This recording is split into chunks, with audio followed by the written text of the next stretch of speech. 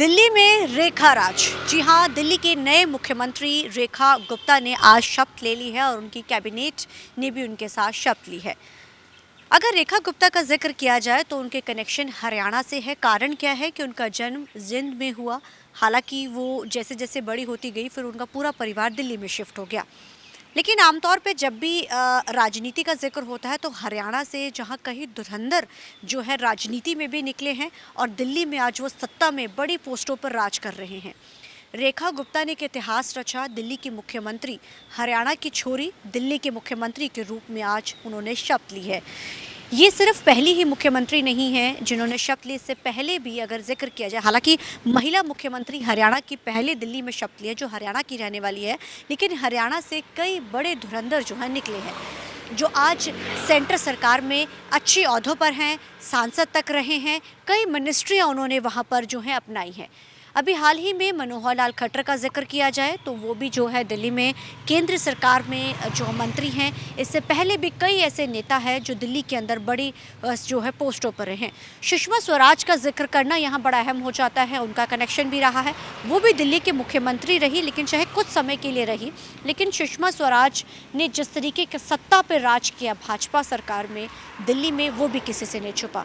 Vocal, तेज तरास महिला थी और एक ऐसी जो वोकल मंत्री थी जो अक्सर कई मुद्दों पर बोलती नजर आई। साबका मुख्यमंत्री हो चुके हैं अरविंद केजरीवाल, वो भी हरियाणा से थे। हालांकि जब उन्होंने चुनाव प्रचार किया, हरियाणा में आए तो वो अक्सर जिक्र हरियाणा का करते रहे वोट के लिए, और अक्सर ये जो राजनीति वोट बैंक की चलती रहती है। लेकिन अब तीसरी मुख्यमंत्री वो भी हरियाणा से निकली हैं। सुषमा स्वराज का जिक्र किया जाए, अरविंद केजरीवाल का जिक्र किया जाए, चाहे फिर अब रेखा गुप्ता जो अब दिल्ली की नई मुख्यमंत्री है, और इसके अलावा भी कई जो नेता हैं वो दिल्ली से निकले हैं जो हरियाणा से निकले हैं। और अगर हरियाणा का जिक्र किया जा रहा है तो जाहिर है अब हरियाणा में भी भाजपा ने इतिहास रचा, दिल्ली में भाजपा ने इतिहास रचा, और तीसरा इतिहास जो है वो ये रचा गया कि दिल्ली में 26 साल बाद कमल खिला, और वो कमल ऐसा खिला कि पूरे देश में उसका जो है देखा गया कि किस तरीके का जो है इतिहास हुआ। पर हरियाणा में अगर जिक्र किया जाए 10 साल बाद तीसरी बार पहली ऐसी भाजपा सरकार है जिसने सत्ता में काबिज हुई। वैसे अगर दिल्ली का जिक्र करें तो केंद्र सरकार में भी तीसरी बार जो सरकार बनती है भाजपा की बनती है। अब दिल्ली में 26 साल बाद फिर भाजपा की सरकार। हरियाणा और दिल्ली का कनेक्शन केंद्र के साथ कैसा रहा है, इसके बारे में हम चर्चा करेंगे। हमारे साथ बड़े सीनियर जर्नलिस्ट जो है हरियाणा के तक्षक सर मौजूद हैं। सर, आपका बहुत बहुत स्वागत है TV9 पे। आज दिल्ली के मुख्यमंत्री तीसरी हरियाणा से निकली मुख्यमंत्री हैं, जो बेशक वो दिल्ली की पहली महिला मुख्यमंत्री है भाजपा की, जहाँ पे शासित प्रदेश है। दिल्ली में चौथी मुख्यमंत्री महिला है वो, लेकिन हरियाणा का जो कनेक्शन है वो किसी से नहीं छुपा। किस तरीके से आप देख रहे हैं? मैं अमन ये कहूँगा कि हरियाणा से वो दिल्ली की दूसरी मुख्यमंत्री हैं और हरियाणा से दिल्ली के मुख्यमंत्री बनने वाली वो तीसरी मुख्यमंत्री हैं। सुषमा स्वराज दिल्ली की पहली महिला मुख्यमंत्री थी जिनका कनेक्शन हरियाणा के अम्बाला ज़िले से है। केंद्र में विदेश मंत्री भी रही। अरविंद केजरीवाल साहब भिवानी ज़िले के शिवानी मंडी के रहने वाले हैं, वो दिल्ली के मुख्यमंत्री बने। और अब जो रेखा गुप्ता हैं वो जींद ज़िले के जुलाना हलके में नंदगढ़ गांव की रहने वाली हैं और मुख्यमंत्री की उन्होंने शपथ ले ली है। आप देखें, हरियाणा तीन तरफ से दिल्ली को घेरता है और हरियाणा के बॉर्डर के साथ साथ लगते हुए दिल्ली के जितने भी विधानसभा क्षेत्र थे, मुख्यमंत्री नायब सिंह सैनी ने वहाँ प्रचार किया, केंद्रीय मंत्री मनोहर लाल खट्टर साहब ने प्रचार किया, और भाजपा ज़्यादातर सीटें जो बॉर्डर पे लगती हुई थी वो जीतने में कामयाब रही। और एक संयोग और है अमन कि हरियाणा में 5 तारीख को वोट पड़े थे, 8 तारीख को रिजल्ट आया था, 48 सीटें आई थी। दिल्ली में भी 5 तारीख को वोट पड़े, 8 तारीख को रिजल्ट आया और 48 ही सीटें जीती हैं दिल्ली में। 26 साल बाद रेखा गुप्ता के सिर पर दिल्ली का ताज सज गया है। दिल्ली से जो कनेक्शन का हमने हरियाणा का सर जिक्र किया है, किस तरीके से देखते हैं नायब सैनी के? हालांकि चाहे नायब सैनी का बात किया जाए तो वो भी बहुत चर्चित चेहरा नहीं थे, रेखा गुप्ता भी उतनी लाइमलाइट में नहीं आई, लेकिन दोनों ने इतिहास जो है वो गवाह बन चुके हैं मुख्यमंत्री बन के। कनेक्शन का जिक्र किया जाए तो किस तरीके से कनेक्शन है? संबंधों की बात की जाए, जो पहली सरकार थी उनके साथ संबंध अच्छे नहीं थे हरियाणा के। अभी हम कनेक्शन का जिक्र करते हैं क्योंकि इस समय खुशी का माहौल है। जाहिर है दिल्ली में सत्ता में 26 साल बाद कमल खिला है, और जो आपने कनेक्शन डेट्स का किया तो कहीं ना कहीं ये चीज़ वहीं क्लियर हो गई थी। मैं तो ये कहूँगा अमन कि हरियाणा के साथ दिल्ली के दिल्ली सरकार के ताल्लुकात अच्छे नहीं रहे। अरविंद केजरीवाल साहब जब भी कोई दिल्ली में दिक्कत आती थी तो हरियाणा पर ब्लेम करते थे। हरियाणा का ये मानना था कि अरविंद केजरीवाल दिल्ली की समस्याओं को सुलझाने में नाकाम रहे, इसलिए ब्लेम हरियाणा पर करते हैं। लेकिन अब दिल्ली में और हरियाणा में दोनों में ही भाजपा की सरकार है। मैं समझता हूँ कि दोनों सरकारें मिलकर काम करेंगे। अभी केंद्रीय जल शक्ति मंत्री चंडीगढ़ आए थे तो उन्होंने कहा भी था कि हम हरियाणा सरकार के साथ मिलके केंद्र सरकार दिल्ली सरकार के साथ लेके यमुना को साफ करेगी। आपको ध्यान होगा कि चुनाव में यमुना में के पानी में जहर मिलाने का मुद्दा बहुत उछला था। इलेक्शन कमीशन ने उनको नोटिस दिए और ये वाद विवाद चला, लेकिन वो मुद्दा अरविंद केजरीवाल साहब के पक्ष में नहीं गया और भाजपा सत्ता में काबिज हो गई है। और अब दोनों ही राज्यों की सरकारें मिलकर और केंद्र सरकार की मदद से यमुना को अगर साफ कर सकेंगी तो एक बड़ी उपलब्धि होगी। सर, कहीं ना कहीं अब जो ये भी देखा जाएगा कि आने वाले समय में जैसे यमुना का बहुत बड़ा मुद्दा एक जो रहा, पराली का भी मुद्दा अक्सर जो है उठता रहा। पंजाब और हरियाणा पे हमेशा आरोप लगते रहे। हरियाणा क्योंकि बिल्कुल सटा हुआ है तो वो आरोप जो है ज़्यादा अक्सर जो है जो पुरानी सरकार थी वो लगाती रही। तो क्या लगता है आपको अब जो सत्ता पलट हुआ है, दोनों जगह कमल है, सेंटर में भी इनकी सरकार है, तो अब जो चौतरफा विकास हो, चौतरफा विकास को लेकर जो है इस बार बड़ा प्रचार रहा था? नहीं, देखिए, रेखा गुप्ता जी जब विधायक दल की नेता चुनी गई तो एक तो सबसे बड़ी बात यह है कि भारतीय जनता पार्टी जब भी मुख्यमंत्री पद का कोई फैसला करती है तो वो फैसला आमतौर पर चौंकाने वाला होता है। रेखा गुप्ता दिल्ली यूनिवर्सिटी में चुनाव जीती थी, उसके बाद पार्षद का चुनाव जीती, 2 बार उनको टिकट मिले, विधानसभा का चुनाव वो हार गई, पहली बार विधायक बनी और पहली बार में उनको मुख्यमंत्री की कुर्सी मिल गई। मैं समझता हूँ हरियाणा पर अगर हम आएँ तो आप देखेंगे कि पिछले 10 साल की राजनीति में नायब सिंह सैनी साहब ने हर वो पद पाया जिसकी सारी उम्र राजनीति में रहने वाले कल्पना करते हैं लेकिन हासिल नहीं कर पाते। वो उनको टिकट मिली, विधायक बने, फिर खट्टर सरकार में राज्य मंत्री बने, फिर वो कुरुक्षेत्र से MP बन गए, फिर भारतीय जनता पार्टी के प्रदेश अध्यक्ष बन गए और थोड़े समय बाद वो मुख्यमंत्री की कुर्सी मिल गई। उनके नेतृत्व में चुनाव हुए, भाजपा ने दोबारा बहुमत हासिल किया, तीसरी बार लगातार, और उनको दूसरी बार मुख्यमंत्री बनने का मौका मिला। मैं समझता हूँ कि नायब सिंह सैनी साहब युवा वर्ग से ही आते हैं और रेखा गुप्ता की उम्र भी 50 साल के आसपास है। तो मैं समझता हूँ कि दोनों राज्य अगर मिलके अपनी समस्याओं को सुलझाने की कोशिश करेंगे, मिल बैठकर बातचीत करेंगे तो यमुना का पानी भी साफ़ होगा। और पराली की जो समस्या है, जो अरविंद केजरीवाल साहब हरियाणा पर लगातार आरोप लगाते रहे, मैं समझता हूँ उसका भी कोई ना कोई समाधान सोचा जाएगा। सर, यहाँ से ये भी जानना चाहेंगे क्योंकि हरियाणा से जैसे हम अब 3 मुख्यमंत्री हुए, लेकिन कई मंत्री हरियाणा से बड़े निकले हैं। हरियाणा और दिल्ली का जो कनेक्शन है वो किस तरीके से आप देखते हैं? क्योंकि यहाँ से चाहे मनोहर लाल खट्टर की बात की जाए, इससे पहले भी कई जो वहाँ से निकले हैं, लेकिन इस बार जो समीकरण बैठे, जो बदलाव हुए, सिख चेहरा, जाट चेहरा, हर समीकरणों ने काम किया और जमकर वोट दिया इस पर भाजपा। आप देखिए ना, जीत सिंह सिरसा वो हरियाणा के रहने वाले हैं और मंत्रिमंडल में उनको जगह मिल रही है।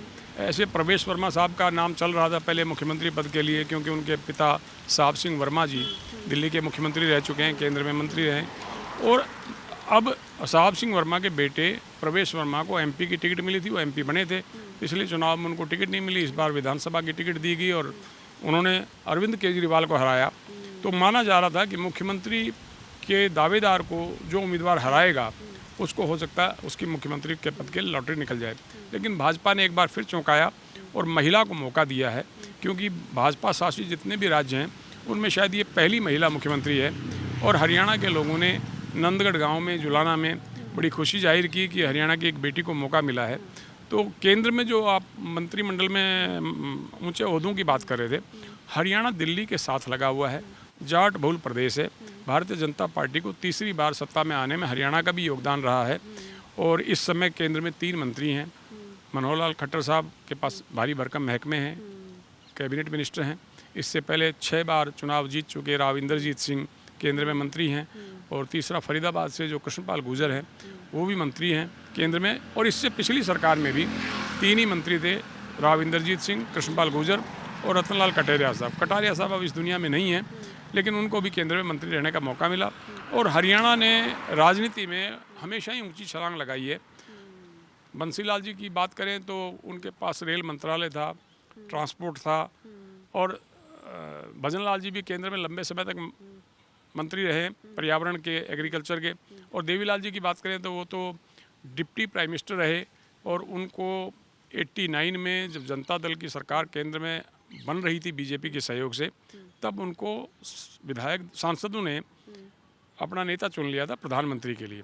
लेकिन उनका ये वादा था कि अगर जनता दल सत्ता में आएगा तो मैं वीपी सिंह को प्राइम मिनिस्टर बनाऊंगा, और उन्होंने अपने सिर पर रखा हुआ ताज सांसदों की बैठक में वीपी सिंह के सिर पर रखा, और उन्होंने कहा ये प्रधानमंत्री बनेंगे और यही केंद्र की सरकार चलाएंगे।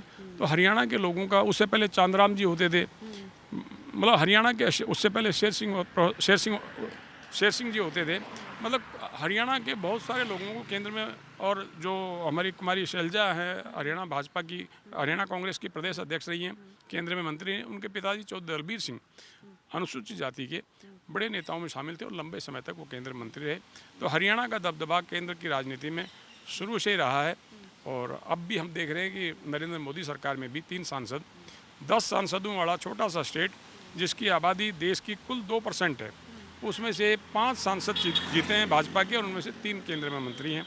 और अब रेखा गुप्ता हरियाणा की बेटी दिल्ली की मुख्यमंत्री ये बनी। जो प्यार है केंद्र का और हरियाणा का, जो ये प्यार है, इस प्यार को आप किस तरीके से देखते हैं? आपने सर जो नाम गिनाए, शायद हमारे दर्शकों को भी नहीं पता होंगे, इतने नाम मतलब जुड़े रहे हैं। तो जो ये प्यार है, ये प्यार अब काम के रूप में निकल के आएगा, क्योंकि अब 26 साल बाद वापसी, तीसरी बार हरियाणा में रिपीट होना, सेंटर में तीसरी बार रिपीट होना, कहीं ना कहीं अब बड़ी जिम्मेदारी और बड़ी चीज़ें होंगी। और क्योंकि वो हरियाणा की मुख्यमंत्री, तो जाहिर है जब जो संबंध पहले नहीं सही थे कि अब वो सही होते नजर आएंगे। एक तो आप ये देखिए कि केंद्र में जिस पार्टी की सरकार बनती है, हरियाणा उसको फॉलो करता है। 3 बार केंद्र में भाजपा की सरकार बनी और तीनों ही बार हरियाणा में बनी है। इससे पहले केंद्र में जब कांग्रेस की सरकार होती थी तो हरियाणा में भी लोग कांग्रेस की सरकार को ही चुनते थे। केंद्रीय मंत्रिमंडल में 3 सांसदों का शामिल होना हरियाणा से इस बात का सूचक है कि मोदी साहब हरियाणा, हिमाचल के जब प्रभारी होते थे तो हरियाणा में, चंडीगढ़ में उन्होंने बड़ा वक्त बिताया, और उस समय के जो ताल्लुकात हैं मनोहर लाल जी के साथ और बाकी लोगों के साथ, उन्होंने उनको न केवल ध्यान रखा, बल्कि जब केंद्र में मंत्रिमंडल का गठन किया तो हरियाणा के सांसदों का भी उन्होंने पूरा ध्यान रखा। अभी थोड़े दिन पहले रेखा शर्मा जी राज्यसभा के लिए चुनी गई थी, वो पंचकुला की रहने वाली हैं। मोदी साहब से उनके संबंध उस समय से रहे जब वो प्रभारी थे, और उन्होंने स्वीकार किया कि किस तरह से वो मोदी साहब के लिए खाना बनाती थी, कैसे पार्टी को मजबूत करने में उन्होंने योगदान दिया।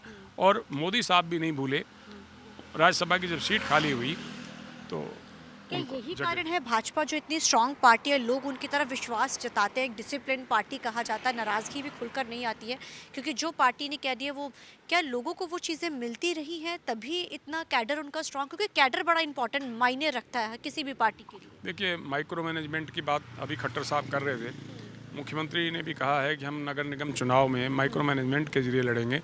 तो जिस पार्टी की सरकार होती है मन, लोग निचली जो पंचायतें हों, चाहे नगर पालिकाएँ हों, चाहे नगर निगम हों, वो इसलिए उस पार्टी, सत्तारूढ़ पार्टी के उम्मीदवारों को थोड़ा महत्व देते हैं, क्योंकि उनको लगता है कि अगर गांव में, शहर में कोई विकास होना है तो पैसा तो राज्य सरकार ही देगी। अगर उनके पक्ष के लोग चुने जाएंगे तो पैसे का जो फ्लो है वो नीचे की तरफ ज़्यादा होगा। और अब नगर निगम के जो चुनाव हो रहे हैं, नगर पालिका के चुनाव हो रहे हैं, नगर परिषद के जो चुनाव हो रहे हैं, कांग्रेस की गुटबाजी को भाजपा हवा दे रही है कि भाई गुटबाजी की वजह से जीत नहीं पाएंगे। और मुझे लगता है कि माइक्रो मैनेजमेंट भाजपा का जिस तरह का है वहाँ कांग्रेस का नहीं हो सकता, क्योंकि कांग्रेस का बहुत सालों से संगठन नहीं है जिलों में और तहसीलों में। तो इस सूरत में गुटबाजी, संगठन का ना होना कांग्रेस के लिए नुकसानदायक इस चुनाव में भी साबित हो सकता है। Thank you so much, thank you. तो ये थे हमारे साथ बड़े सीनियर जर्नलिस्ट जिन्होंने बड़ी बारीकी से समझाया कि किस तरीके से समीकरण बने, किस तरीके से दिल्ली में सरकार बनी, किस तरीके से 5-8 का जो ये दो जो डेट्स रही हैं, हरियाणा में इतिहास रचा, दिल्ली में इतिहास रचा गया। इन्हीं दोनों डेट्स के ऊपर किस तरीके से बड़ा जो है लीडर्स जो है हरियाणा से, सिर्फ आज से नहीं, चौधरी देवीलाल के समय से, उससे पहले के समय से भी कितने लोग जो हैं हरियाणा हरियाणा का जो जितने भी जो लोग रहे हैं, उन्होंने धुरंधरों ने राजनीति के बड़े बड़े ओहदे जो वहाँ रहे, और अब रेखा गुप्ता ने तो इतिहास ही रच दिया। हरियाणा की महिला, जो हरियाणा की रहने वाली और पहली दिल्ली की जो भाजपा शासित प्रदेश की पहली मुख्यमंत्री भी हैं, और हरियाणा और दिल्ली की चौथी महिला मुख्यमंत्री की कमान अब एक बार फिर से महिला के हाथ दी गई। अब देखना बड़ा अहम रहेगा कि दिल्ली और हरियाणा के जो रिश्ते हैं अब कितने और ज़्यादा जो हैं आगे गहरे और होते जाते हैं, और कितना विकास है जो दोनों जगहों पर होता है। कैमरामैन अलजिंदर के साथ चंडीगढ़ से TV9 की लमनप्रीत कौर।